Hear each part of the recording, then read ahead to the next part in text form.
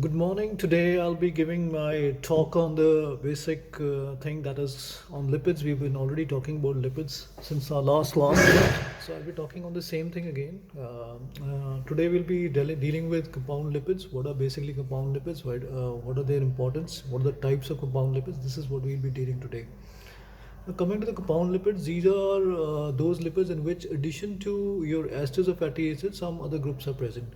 Now, those groups can be either a phosphate group or you can have a carbohydrate group. In case of phospholipid, if there is a phosphate group, you call it as a phospholipid, whereas if it is having a carbohydrate attached with it, then it is called as a glycolipid. Now, coming to the phospholipids are the ones which are very abundantly present as regard to the lipids are concerned. They are the ones which are present in the cell membrane, and what they do is they play a very important part in the lipid bilayer which is being formed along with the proteins.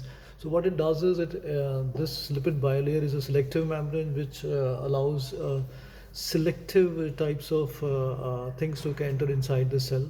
Now, you can have generally what happens in case of these phospholipids, you have got two, in case of glycerol, two places are filled with fatty acids, whereas the one is having a polar compound, generally a phosphoric acid, which is present. This is a polar head where a phosphoric compound is present, whereas where the fatty acids compounds are attached, that is called as the non-polar head. So that is a non-polar tane, hydrophobic tane, whereas the other one is called as a hydrophilic tane. According to Folish and Sperry, phospholipids are classified into three categories: phosphoglycerides, phosphoinositides, phosphosphingosides. Now, coming to the phosphoglycerides, these are found abundantly in cell membrane. Again, the same thing. They're present in the cell membrane. There are esters of glycerols at alpha, and there are esters of glycerol at alpha as well as beta position.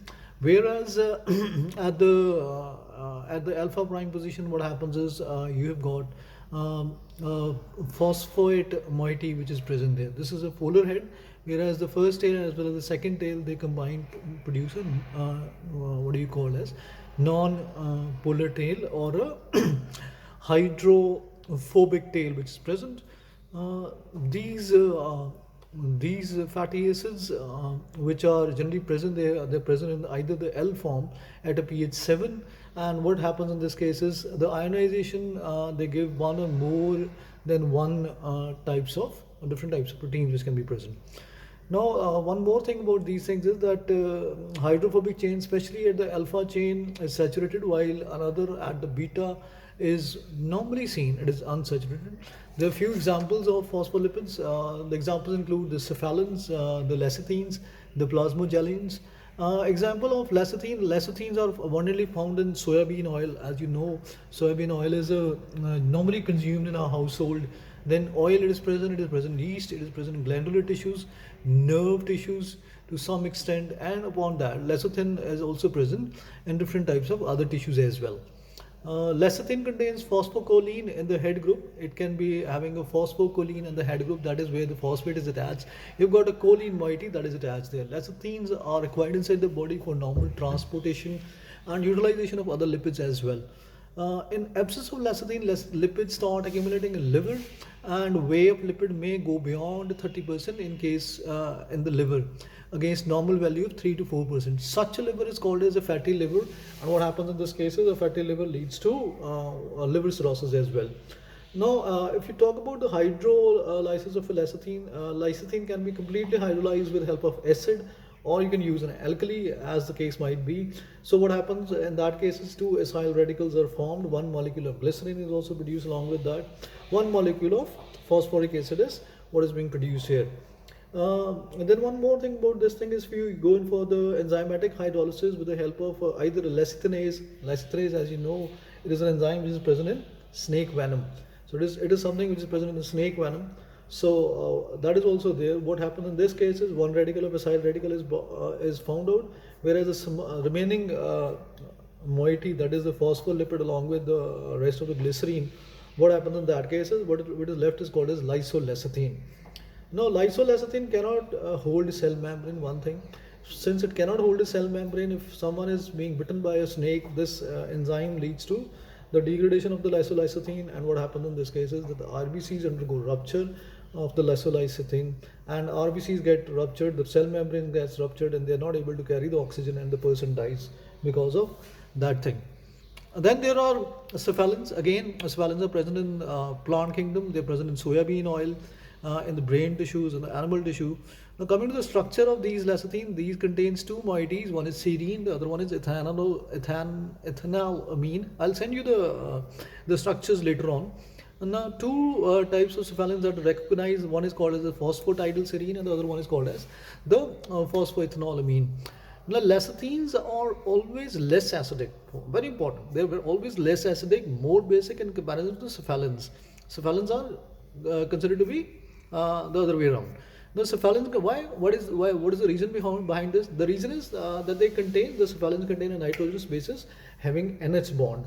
As we know, NH bond leads to the other sides, while the lecithin contains a methyl group, N-methyl bond. The methyl group is more electron releasing, plus I effect, you all know that, and dispersing the plus I, this positive charge on the nitrogen. Hence, lecithin are more basic. So what happens in this case is they are more basic and less acidic when you go call for the cephalins.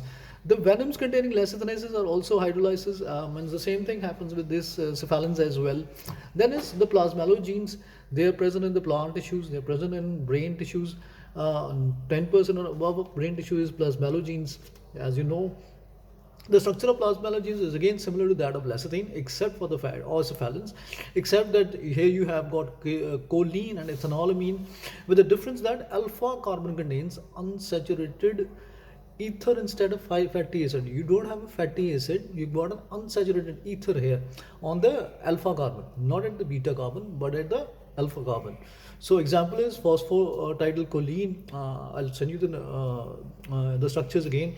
Now, phosphatidylinositides are again one example which is there. These are the lipids which contain inositol and phosphoglycerides in them. Inositol. At the place of nitrogenous bases, you've got the inositol which is present. Inositol is again a cyclohexanol containing 6 OH groups.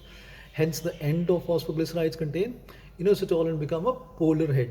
And remaining molecule with 2 hydrophobic chains serves as a non-polar chain. So it serves as a non-polar chain. Then is monophosphatides. If there is only one phosphate group which is attached, it's called as monophosphatides. They're present again in soybean. They're present in brain tissues. Helps in the transport process of lipids. Then you've got the sphingolipids or the sphingosides or the sphingomyelins. These are the found in the myelin sheath of nerve cells. These are not found in plants due to lack of nerve cells. Now, this was a lecture for BSc Biotech first year, right? Rest we'll produce next time.